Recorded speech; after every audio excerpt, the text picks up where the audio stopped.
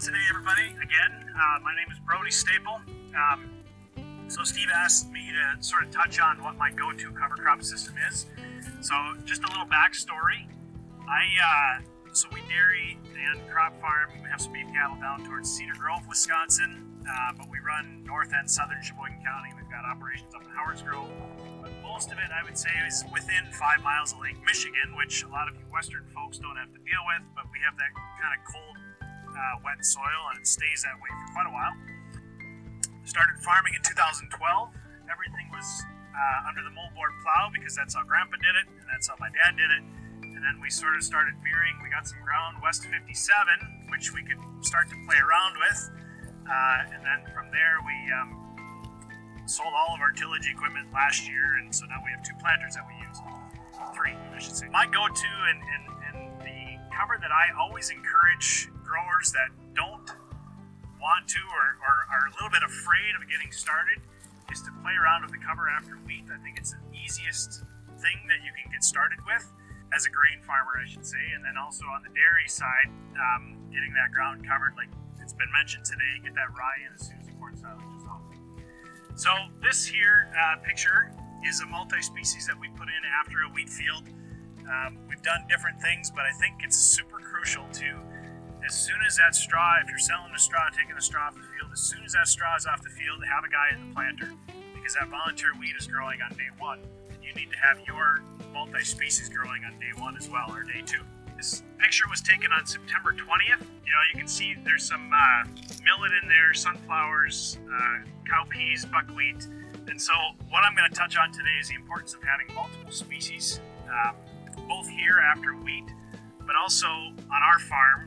We dairy and crop farm, so we've really noticed the importance of having multi-species in the ground year-round, getting away from this monoculture, monocrop idea. And so it's something that we've come to love, the diversity in the soil, but also the diversity in the rumen of the cow, which is, I don't know how many dairy people are here, but a cow rumen is a very diverse thing in itself, right? Millions of different types of bugs.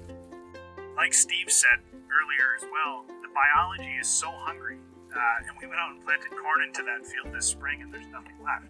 So we've been able to get some of that soil biology fired up and moving in a very short amount of time. This also, this is a year previous, multi-species after oat crop that we had planted here. It really works out having a John Deere tractor planter when you go out there and plant into that crop. But there too, you know, we came back, we're planting corn into this field, came back last fall, right, looking for all of this stuff, and it's gone. It continues to amaze me. You know, we can see the corn here, we can get into the carbon nitrogen discussion maybe some other day, but, you know, where is the wheat, where is the rye, where does some of that stuff go? And it's beautiful. I was in this field this spring, and I was crawling around on my hands and my knees and talking to Nathan, which is one of Steve's agronomists, about all these worm castings on top of the soil.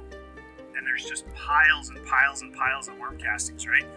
And why wouldn't we have worm castings? They have a buffet every day per se, right? To come up and grab whatever they want. So this is a really poorly drained field that is super low in nutrients. And I think I get excited about planting wheat in the fall, so that in the following summer, we can really start to rejuvenate those soils and let that sort of sit there from July until the following May when we come back and put corn in.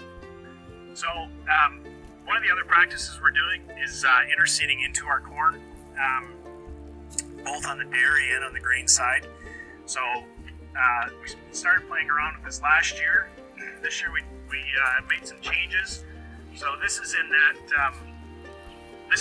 field that the first picture I showed you. We took an old John Deere 520 grain drill, so 3-point mounted grain drill. We moved it so that we've got 3 row units between every 30-inch corn row, and then the closing units on the back. Next year we'll put a closing unit on this row here, but we're still getting that seed down, you know, into that 1/2, 3/4 inch range. Praying for some rain so we can get the seed trench closed, but we do have the seed down in the soil. When we bought this last year, we had one row unit in the middle of the row. We were dribbling the seed on top of the ground here, and then they had some rotary hoe units on the back. And we were going into rock hard soil, and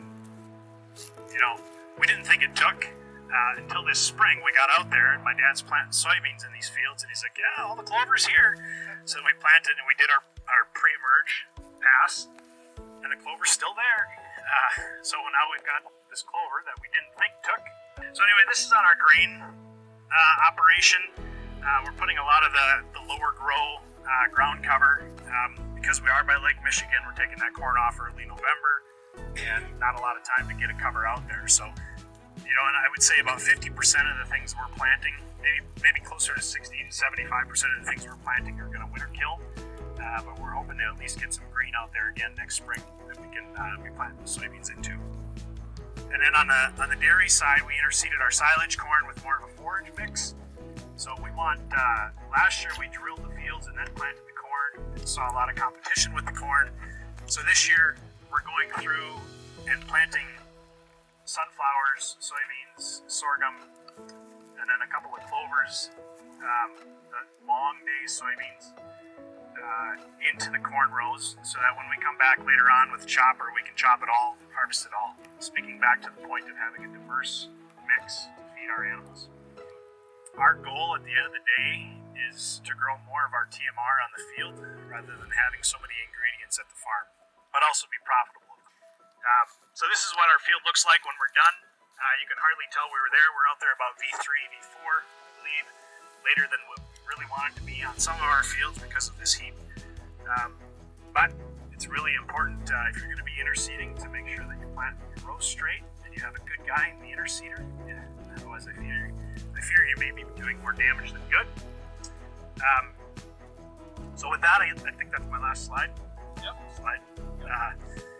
Any questions?